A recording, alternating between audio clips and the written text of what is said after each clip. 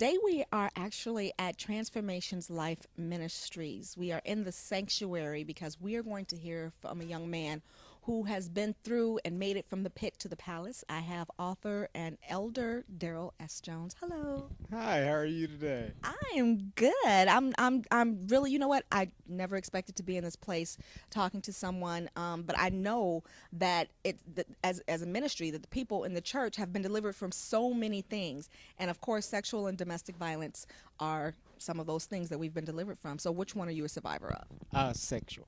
Sexual violence, sexual abuse.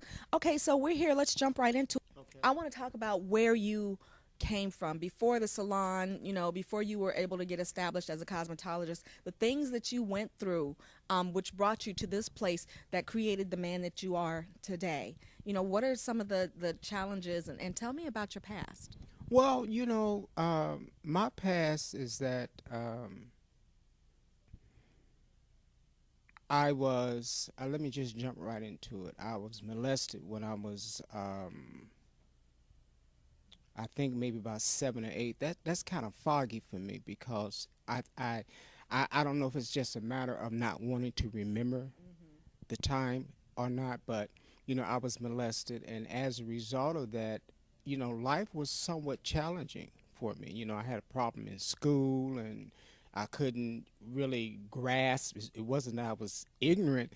It's just that I think that in the back of my mind, what had happened to me really caused a great distraction. And so, it's like I dropped out of high school, and then I got out into the world. I began to start clubbing and start drugging and just doing a lot of things that was just, you Now, know. was this an isolated incident? It was something that was recurring, from 6 to 7 up until you were a teenager? Well, with the individual that initially molested me, it only happened once. But what that did was it opened up that door to other men or young boys during that particular time because I was so young, And the thing about that is that I think some people don't understand is that once that happens, it opens up doors for other things because you go through life and you try to cover up what really happened. Well, in my case, it opened up a door to homosexuality. And so I began to start practicing homosexuality as a result of that.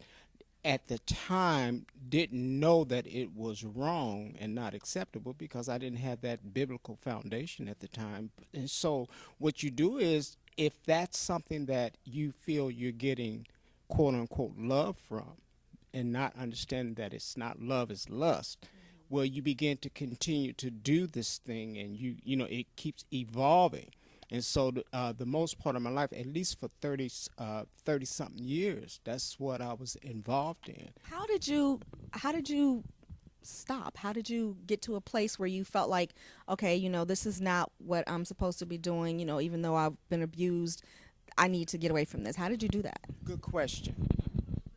As I said earlier, with me continuing to stay in the Word in spite of how I was living, I kept getting truth. That truth was convicting me. And okay, you know, I was born this way. Just because we see feminine activities in a young boy doesn't mean that he's homosexual or going to be gay. And that's another thing too about that gay word. That's a word that is being created to cover up what homosexuality really means. Gay means happy. I'm happy. You Okay. happy? Bingo. Bingo.